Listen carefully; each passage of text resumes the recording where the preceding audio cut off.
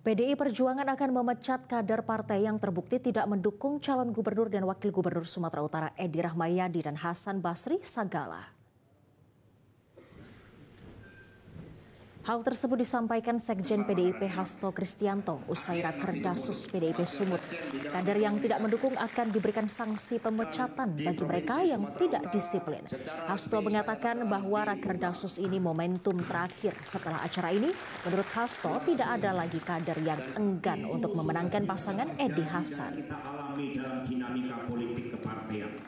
Tetapi yang terjadi menjelang kalau seperti itu akan kita pecat. Ya, partai akan memberikan sanksi pemecatan bagi mereka yang tidak berdisiplin.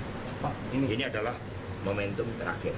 Jadi setelah Rakerdasus ini semua harus tegak lurus, harus satu nafas untuk memenangkan pasangan Pak Edi Rahmayadi dan juga Pak Hasan Basri. Apalagi kemarin beliau berdua juga sudah bertemu dengan Ibu Ketua. Jelajahi cara baru mendapatkan informasi. Download Metro TV Extend sekarang.